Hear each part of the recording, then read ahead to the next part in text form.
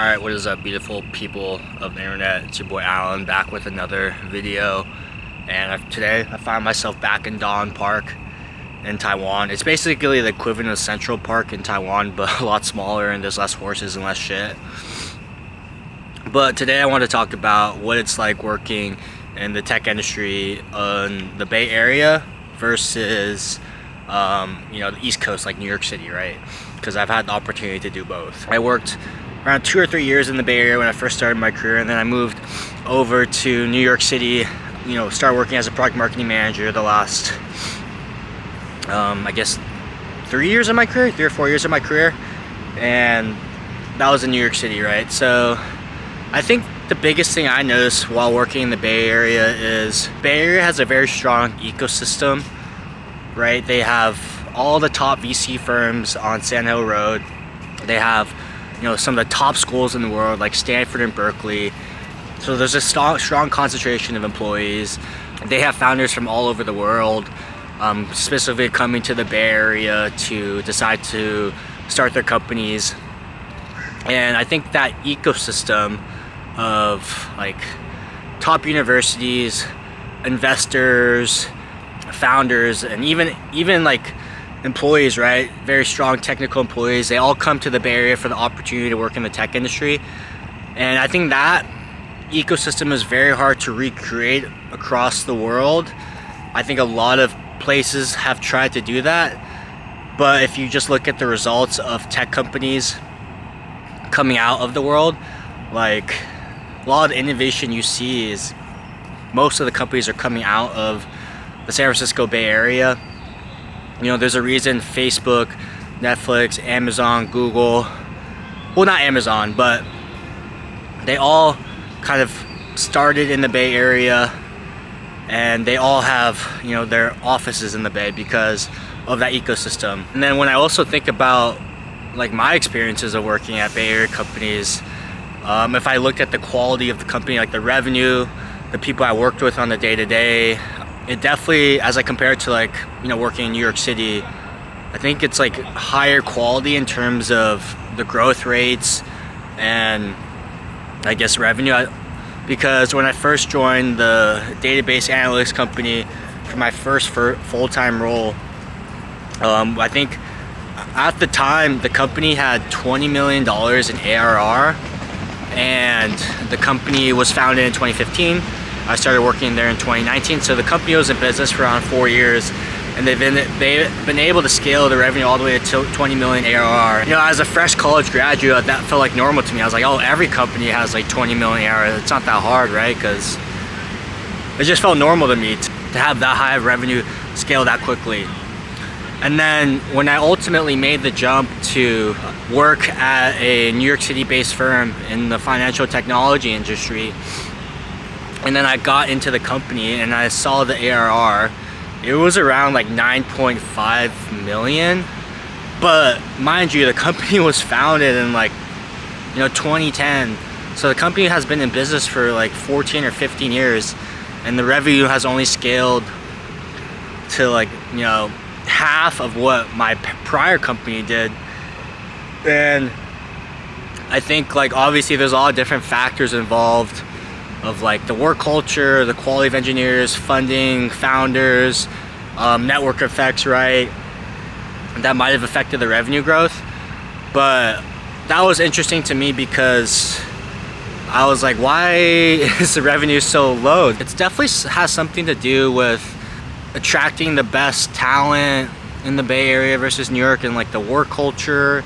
I can't quite put my tongue on it, but even like my most recent experience working at a Berlin-based firm with a satellite office in New York City, right? Like beyond just America, right? If you move into Europe, like our Berlin company, or the Berlin-based AI startup I worked at, they only had like 2.5 million in revenue when I joined, and they were founded in 2018, so they're around in business for 5 or 6 years.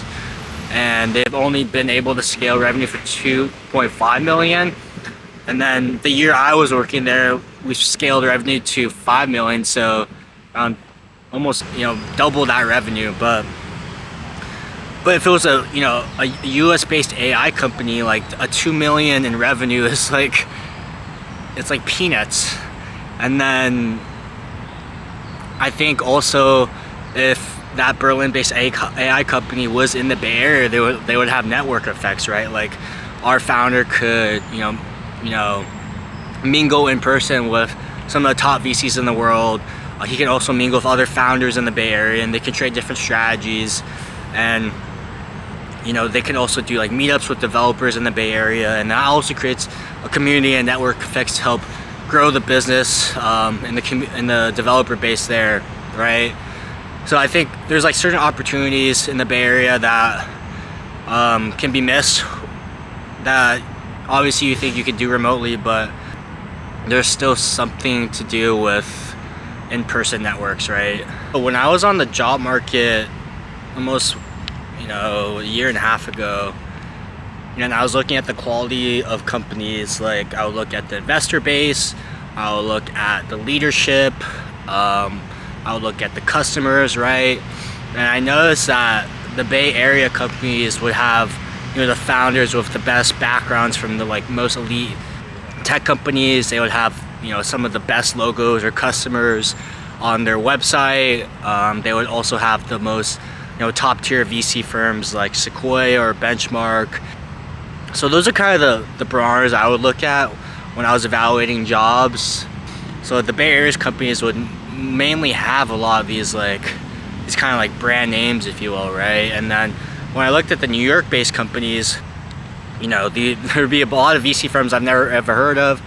The customer bases would be a lot of customers I don't even know. They're not really name brand customers. And then the leadership would come from, maybe it's not super well-known companies. Obviously, like there would still be some folks working at well-known companies in the leadership positions, right? But I did notice that there'd be more of a trend, or just like a higher quantity of those folks, or like those metrics I would see at those companies in the Bay Area versus New York. And then I also do think like that I was specifically targeting like startups and like scale ups at those stages. But obviously if you look at like really big tech companies like Salesforce, Atlassian, Google, Meta, like MongoDB, those types of companies, right? Like they all have offices in the Bay Area. But once those companies get to scale and they go public and they have a lot of revenue, they usually do open like up New York City offices. But so it kind of gives the illusion that like New York does have like a pretty good tech scene, but I don't know, I feel like the Bay Area tech scene is like up here, and then New York City is like 30 or 50 feet below that. Even though it's still pretty good, the comparison is, I still don't think it's even close, as I've experienced both. And when I was looking for jobs, even just a year and a half ago, right, I would look at job postings, and there were a lot more job postings in the tech industry for the Bay Area versus New York. So I did feel like it was actually harder to get a job in New York just because there's less opportunities. And there are like companies in New York, but also you want to work at a quality company. So there would definitely be like a higher hit rate for you to find a higher quality tech company in the Bay Area. I'm not saying it's impossible to find that like in New York City or on the East Coast, even across the world, but your chances are a lot lower, I'd say. And yeah, that's just kind of what I've noticed working in the Bay Area, looking for jobs in New York and SF, and just my experiences, right, of working on both coasts and even internationally now.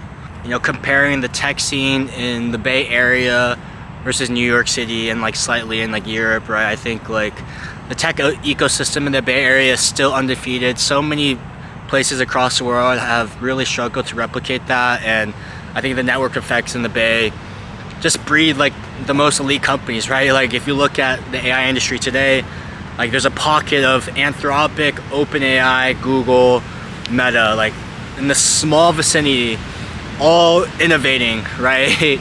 Like they're on the cutting edge. Like how did all these companies just are in the small pocket in the Bay Area? There's something in the water, right? And then, right, just based on my experience, like I was looking at the quality of companies like I worked at 2 Bay Area companies, one a database startup and then one a customer service software company, very well known.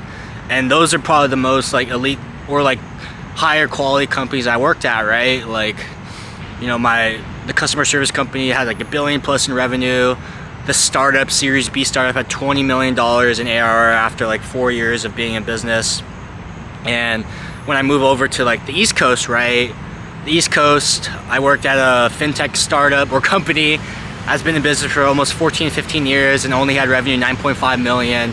Then I go to a European-based AI company and they only had 2.5 million in revenue. So I think there has to be something said about the network in the Bay Area that's able to breed like these top-tier companies. And yeah, just the last thing is that I think when I was looking for jobs almost a year and a half ago, there was a lot more higher quality job openings at better companies with better quality, like not better quality, but like you could see the leadership background, you could see the VC firms investing in it, or some of the top tier names, right? And there's a higher probability that you could work at a high quality company in the Bay Area versus New York. Like in New York, there are opportunities, don't get me wrong, but there's less of those opportunities. So overall, like as I've done both, I've realized that if you really want to focus on your career in tech, you know, maybe the Bay Area is one of the best places to be still. And you know, obviously New York is a great city to live in. There are other factors in New York, right? I think the lifestyle's super fun, but there might be trade-offs you have to make in your career at a certain point in your life, right? So I guess just think about what you want to focus on. Well, that's my stream of thought video for today. I hope you guys found it helpful or useful. Let me know if you guys have similar experiences, and I'll see you guys in the next video.